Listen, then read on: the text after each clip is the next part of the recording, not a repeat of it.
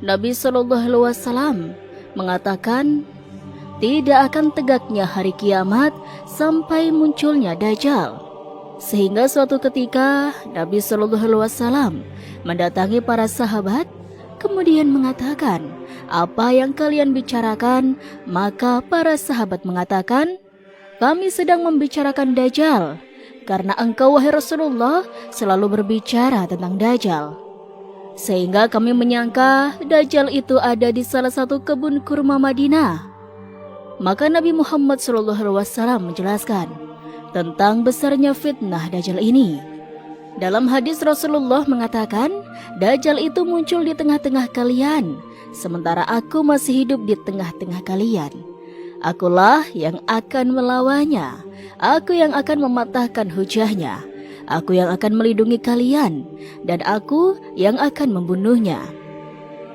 Masalahnya, kata Rasulullah, kalau seandainya Dajjal keluar kepada kalian, sementara aku sudah tidak ada, maka kalian harus melindungi diri kalian dari fitnah Dajjal ini.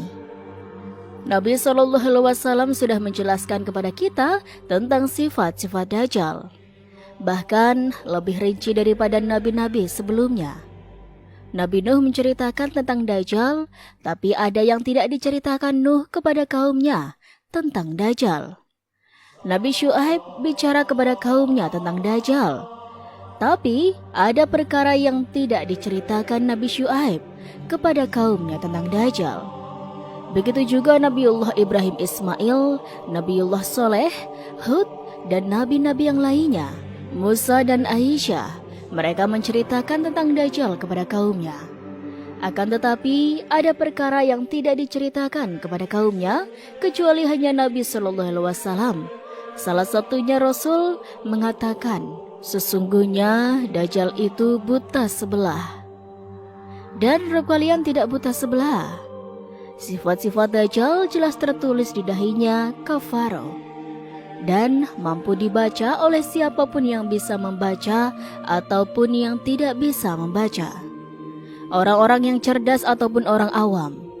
Karena Allah Subhanahu wa Ta'ala mengilhamkan di akhir zaman orang bisa membaca kalimat kafaro, dan tidak ada dosa yang lebih besar kepada Allah Subhanahu wa Ta'ala melebihi kesyirikan kepada Allah Subhanahu wa Ta'ala dan mengaku dirinya Tuhan.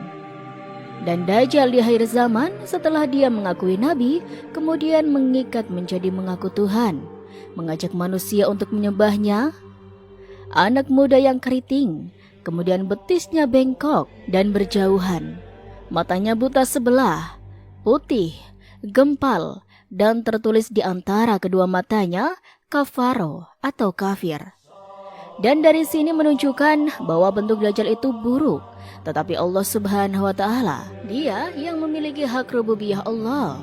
Sekalipun Dajjal mempunyai kesaktian yang hebat yang akan menfitnah banyak manusia, tetapi dia juga makhluk yang lemah di hadapan Allah. Dia, Dajjal, tidak bisa menyembuhkan bengkok pada kedua kakinya. Bahkan, dia tidak bisa menyembuhkan mata sebelahnya yang tidak melihat. Bahkan separuhnya menonjol dan sangat menjijikan. Artinya tetaplah Dajjal adalah makhluk Allah yang sangat hina. Walaupun dia mengaku sebagai Tuhan, akan tetapi karena Allah Subhanahu wa Ta'ala memberikan sebagian kecil rububiyahnya Dajjal, Dajjal pun bisa mengelabuhi manusia. Dan akhir zaman banyak orang-orang yang mengikuti Dajjal. Nauzubillahi min zalik. Ketika Nabi Shallallahu Alaihi Wasallam sangat gamblang menjelaskan sifat-sifat Dajjal, fisiknya, sepak terjangnya, dan bagaimana cara melawannya, di mana dia muncul dan di mana dia mati. Sehingga ketika di zaman Nabi Shallallahu Alaihi Wasallam ada anak kecil Yahudi namanya Ibnu Zaid, atau dikenal dengan Sofik, atau dikenal dengan Abdullah bin Saya, atau Soid. Sebagian para sahabat Rasul ketika itu bahwa Ibnu Zaid adalah Dajjal. Karena apa? Yang disifatkan Rasulullah tentang Dajjal ada pada Ibnu Zaid. Seperti Umar bin Khattab radhiyallahu anhu, Abdullah ibnu Umar, Jabir ibnu Abdillah, Abi Dzar radhiyallahu anhu, Hafsah, dan sebagian para sahabat, bahkan ada yang bersumpah seperti Jabir bahwa Ibnu Sayyad adalah Dajjal. Bahkan sebagian ulama mutakirin seperti Al-Qurtubi rahimahumullah ta'ala, dia mengatakan Ibnu Sayyid adalah Dajjal. Walaupun ada yang mengingkari bahwa Ibnu Sayyid ya Dajjal, tapi bukan Dajjal Akbar, bukan Dajjal besar yang akan keluar di akhir zaman. Boleh juga dia adalah Dajjal dari Dajjal-Dajjal kecil, setan, seperti di antara mereka Al-Imam Al-Baihaqi, Al-Imam Ibnu Katsir, Al-Imam As-Safarini, Al-Imam Ibnu Taimiyah rahimahumullah ta'ala, Al-Imam Ibnu Hajar, dan juga para ulama yang lainnya. Para ulama ini merajihkan bahwa Ibnu Sayyid bukan Dajjal Akbar, dia Dajjal kecil. Yang kita katakan dia adalah dukun, setan yang hendak menyesatkan anak Adam, tapi bukan Dajjal yang akan muncul di akhir zaman. Terlepas khilaf di zaman para ulama, di zaman Nabi SAW, Nabi SAW ingin memastikan bahwa Ibnu Sayyid Dajjal atau bukan Dajjal. Suatu ketika, dia Rasulullah bersama beberapa para sahabat, di antaranya Abu Bakar dan Umar, mengintip Ibnu Sayyid. Nabi SAW akhirnya berjumpa dengan Ibnu Sayyid ini. Kemudian bertanya, di antaranya memuji dan mengatakan, "Ya Ibnu Sayyid, kira-kira ada berapa kalimat yang aku sembunyikan dalam hatiku? Coba engkau tebak." Ibnu Sayyid pun menjawabnya, "Duk, duk, duk." Kata Nabi SAW, "Menyingkir engkau tidak akan melintasi batas takdirmu." Ibnu Sayyid ini sudah benar menebak apa yang ada pada hati Rasulullah. Maksudnya, Ibnu Sayyid dia hendak mengatakan Dukhan, karena ketika itu turun surah Ad-Dukhan, di mana Jibril meletakkan surah Dukhan dalam hati Rasulullah. Tapi Ibnu Sayyid tidak sanggup menyebut kalimat Dukhan, hanya sebatas duk. Maka Nabi SAW makin penasaran, apalagi setelah terjadi hewar dialog ketika Nabi SAW meminta agar dia mengakui kenabian dan kerasulannya. Maka Ibnu Sayyid pun siap mengakui kenabian dan kerasulannya. Tiba-tiba dia berkata dan berbalik mengatakan, "Aku pun Nabi dan Rasul. Siapkah engkau wahai Muhammad mengakui kenabianku dan kerasulanku?" Kata Ibnu Sayyid. Maka Nabi SAW pun marah, kemudian meninggalkan Ibnu Sayyid. Sampai kemudian Umar bin Khattab mengatakan, "Ya Rasulullah, percayakan kepadaku, akan kupenggal lehernya." Tapi Nabi SAW mengatakan tidak. "Ya Umar, kalau seandainya dia adalah Dajjal, bukan engkau yang akan membunuhnya. Tapi kalau dia bukan Dajjal, buat apa kau bunuh dia?" Maka Nabi SAW pun kembali lagi mengintip Ibnu Sayyid. Sampai akhirnya ketika ibunya datang mengetahui Rasul dan rombongannya, para sahabat hendak mendekati anaknya, tiba-tiba dipanggil oleh ibunda Ibnu Sayyid ini. Maka Rasulullah mengatakan, seandainya ibunya membiarkan dan tidak memanggilnya, tentu akan jelas perkaranya, apakah Ibnu Sayyid ini Dajjal atau bukan Dajjal. Artinya, Rasulullah di sini tawakuf. Dia tidak memastikan bahwa dia Dajjal ataupun tidak, juga mengatakan dia bukan Dajjal. Tetapi sumpahnya para sahabat pun tidak diingkari Rasul bahwa dia Dajjal. Abdullah ibnu Umar radhiyallahu an, suatu ketika dia berjumpa dengan Ibnu Sayyid yang sudah dewasa, dan ketika itu matanya sudah mulai nampak buta sebelah. Maka Abdullah ibnu Umar radhiyallahu an kemudian bertanya kepada Ibnu Sayyid ini tentang perubahan kedua matanya. Yang tadinya melihat tiba-tiba buta sebelah. Maka tiba-tiba kemudian Ibnu Sayyid ini istizah mengolok-olok Abdullah ibnu Umar radhiyallahu anhu dan mengatakan, "Apa urusanmu dengan mataku? Kalau Allah mau, Allah letakkan mataku pada mulutmu." Maka Ibnu Umar pun marah. Kemudian tiba-tiba Ibnu Umar pun memukul Ibnu Sayyid. Ibnu Sayyid dipukul Dia emosi melihat Ibnu Zaid emosi. Maka Abdullah ibnu Umar ketakutan. Kemudian dia pun lari. Kemudian masuk ke rumah saudarinya Hafsah binti Umar radhiyallahu anhu. Dan Hafsah ma'ruf banyak menghafal hadis-hadis Rasul, termasuk juga hadis-hadis tentang kemunculan Dajjal. Maka kasus itu dilaporkan kepada Hafsah. Maka Hafsah kemudian marah kepada Abdullah ibnu Umar dan mengatakan, "Kenapa kau buat marah Ibnu Zaid? Tidakkah kau mendengar Nabi Shallallahu Alaihi Wasallam bersabda bahwa tidak mungkin keluar Dajjal itu kecuali karena kemarahannya yang menyulutnya? Dan engkau sudah membuat dia marah." Bahkan ada satu kisah dari Ibnu Sayyid Al-Hudri radhiyallahu anhu. Kata Abu Sayyid Al-Hudri, suatu ketika aku keluar untuk berangkat haji bersama dengan rombongan para sahabat. Di tengah-tengah para sahabat dari Madinah ke Mekah, itu ada Ibnu Zaid. Tapi pada saat itu Ibnu Zaid dia sudah masuk Islam. Jadi Ibnu Zaid ini tabi'in. Karena di zaman Rasulullah tidak masuk Islam, tapi setelah Rasulullah wafat dia masuk Islam. Maka dia adalah tabi'in. Dan Ibnu Zaid dia ikut rombongan para sahabat untuk bertolak haji atau umrah ke kota Mekah dari Madinah. Rupanya Ibnu Zaid ini berada di belakang rombongan. Ketika dia kecapean, keletihan, dia pun Ibnu Zaid duduk di bawah pohon. Sementara para sahabat yang lain sudah meninggalkan dia jauh. Rupanya ada sahabat juga yang ketinggalan rombongan. Siapa? Abu Said Al-Hudri radhiyallahu an. Lewatlah Abu Said Al-Hudri dan dia melihat Ibnu Zaid sedang duduk di bawah pohon. Tiba-tiba dipanggil, "Kemarilah wahai Abu Said, minumlah bersamaku. Sesungguhnya cuaca sangat panas." Tiba-tiba Abu Said pun kemudian dengan gamang dia mendekati Ibnu Zaid. Karena dia juga orang yang mengatakan Ibnu Zaid ini Dajjal. Ketakutan dia. Tetapi dia pun terpaksa duduk di samping Ibnu Zaid. Kata Ibnu Zaid, "Ya Abu Said, kalau seandainya aku membawa tali, tentu sudah ku gantung leherku sendiri di atas pohon ini." Kata Abu Said, "Memangnya kenapa?" Maka kata Ibnu Zaid, "Karena apa yang diucapkan manusia kepadaku, mereka menuduh diriku Dajjal." Ya Abu Zaid, Nabi Shallallahu Alaihi Wasallam sangat jelas menjelaskan tentang ciri-ciri Dajjal. Apakah ada pada diriku?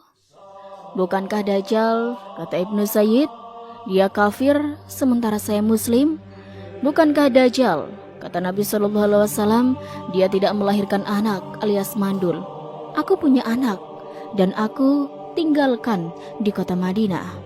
Bukankah Nabi Shallallahu Alaihi Wasallam mengatakan Dajjal tidak masuk ke kota Madinah dan kota Mekah? Aku bolak-balik dari kota Madinah ke kota Mekah. Bukankah Dajjal begini dan begitu dan aku tidak seperti itu?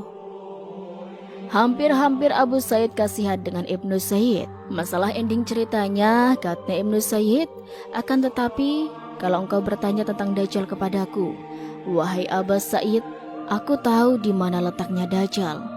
Akan kutunjukkan kau kepada dia. Ketika mendengar kalimat terakhir dari Ibnu Zaid, maka Abu Zaid pun marah dan ketakutan dan mengatakan, "Celaka untuk hari ini dan seluruhnya wahai Ibnu Zaid, dia membawa barangnya." Kemudian meninggalkan Ibnu Zaid ketakutan. Sobat Rizki rahimakumullah, di zaman Nabi Shallallahu Alaihi Wasallam ada seorang sahabat yang pernah melihat Dajjal dengan kedua matanya, dengan membawa 30 awak kapal yang bersama mereka menyaksikan Dajjal yang diikat di tengah hutan. Siapakah dia? Dia adalah Tamim ibnu Ausad dari radhiyallahu an. Bagaimana kisahnya? Fatimah ibnu Qais radhiyallahu an, dia mendengar suatu ketika Rasulullah berteriak, "As-salatu jami'ah, as-salatu jami'ah." Dan panggilan itu tidak lain kecuali karena perkara penting. Makanya Rasulullah mengatakan, "As-salatu jami'ah." Datanglah banyak para sahabat. Maka Nabi Shallallahu Alaihi Wasallam berdiri di atas mimbar dan mengatakan, "Aku mengumpulkan kalian kata Rasul, bukan karena rahbah, sebuah kabar gembira. Tidak hendak membagi-bagikan harta sedekah kepada kalian. Tidak juga untuk menakut-nakuti kalian. Mungkin ada musuh datang secara diam-diam. Kita harus menghadapi mereka. Bukan aku tidak mengumpulkan kalian karena sebuah perkara ketakutan, ataupun karena sebuah kabar gembira. Akan tetapi, kata Rasulullah, ada seseorang namanya Tamim ibnu Aus Asy'ari. Dulunya seorang Nasrani. Kemudian berbaiat kepadaku dan masuk Islam. Dia menceritakan kepadaku tentang Dajjal, persis yang aku ceritakan Dajjal kepada kalian. Kemudian Nabi SAW menceritakan, Tamim Ad-Dari bercerita bahwa dia mengendarai sebuah perahu bersama 30 awaknya. Tiba-tiba di tengah laut dipermainkan oleh ombak yang sangat besar, sehingga terhempas kapal itu di sebuah pulau yang entah berantah ada di mana. Turunlah Tamim Ad-Dari dengan 30 awak kapalnya ini karena ketakutan. Mulailah ia berjalan sampai di tengah hutan. Tiba-tiba di tengah hutan, dia berjumpa dengan binatang yang tidak jelas. Mana kubul, mana dubur, karena banyak bulunya. Depan dan belakang, atas dan bawah. Tiba-tiba, rombongan Tamim Ad-Dari bertanya, "Siapa engkau?" Tiba-tiba makhluk yang berbulu ini berbicara dan mengatakan, "Ana Jasasah, Ana Jasasah." Kemudian, rombongan ini mengatakan, "Siapa Jasasah?" Tetapi makhluk yang berbulu ini tidak menjawab, justru mengatakan, "Wahai kaum, teruslah kalian masuk ke dalam hutan. Di hutan ada tempat ibadah yang sudah kumuh, yang sudah lama. Di situ ada seseorang yang sudah menunggu kalian dan sangat rindu ingin mendengar kabar dari kalian. Berangkatlah ke sana." Maka dengan rasa takut, Tamim ibnu Aus dengan 30 rombongannya berangkat ke arah hutan, sesuai arahan binatang berbulu itu. Ketika mereka sampai di tempat ibadah yang sudah kumuh, itu masuklah Tamim ibnu Aus dan 30 awak kapal ini. Tiba-tiba, kemudian dia melihat ada laki-laki besar yang terantai dari leher sampai kaki. Kemudian dia tiba-tiba bertanya, "Dari mana asal kalian?" Maka Tamim Ad-Dari mengatakan, "Kami kaum dari Arab." "Untuk apa kau tanya soal itu?" Maka makhluk yang besar yang terikat itu kemudian balik bertanya dan mengatakan, "Aku tanya kepada kalian tentang nasib kebun kurma Baisan yang ada di Palestina. Kurma terbaik yang ada di Palestina. Apakah manusia masih mengambil manfaat daripada kurma Baisan itu? Apakah masih berbuah?" Maka kata Tamim Ad-Dari mengatakan, "Ya." Maka orang ini mengatakan, "Tahukah engkau, sebentar lagi kurma-kurma itu akan mengering dan tidak akan berbuah lagi.